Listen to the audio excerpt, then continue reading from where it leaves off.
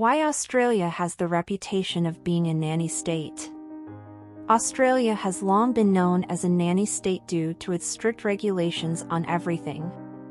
This term is often used to describe a place where the government is perceived as having too much control over citizens' daily lives, particularly with regards to public health and safety. Some Australians find this description offensive, arguing that the government's interventions are necessary to protect citizens.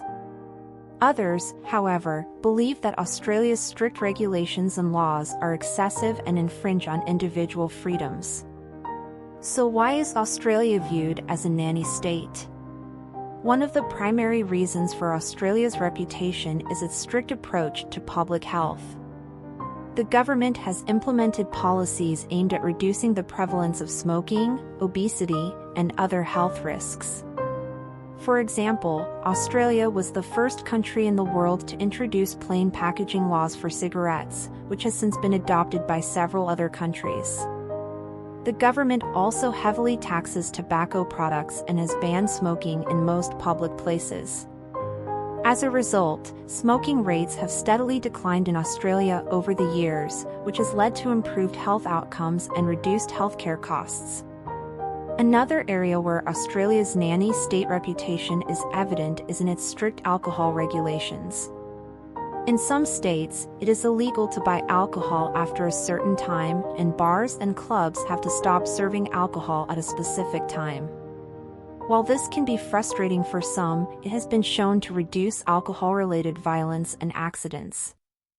Australia also has strict food labeling laws that require companies to provide detailed information about the ingredients and nutritional value of their products. This helps consumers make more informed choices about what they eat and has led to a greater focus on healthy eating. Road safety is another area where Australia is often seen as a being nanny state. Speeding and drink driving are serious offenses, and the government has introduced strict penalties for those who break the law.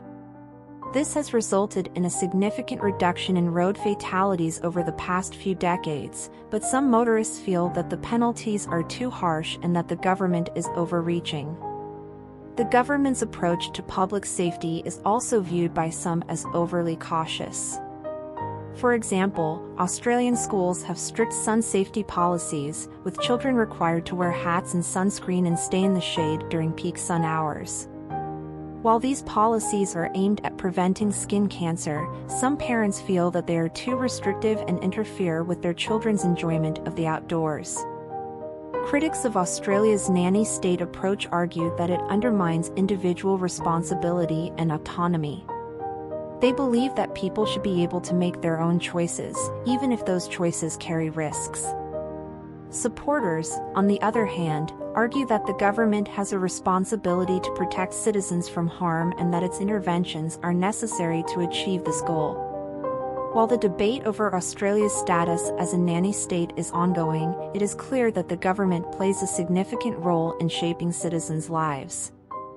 The question remains, however, as to whether the benefits of these interventions outweigh the costs in terms of personal freedom and autonomy.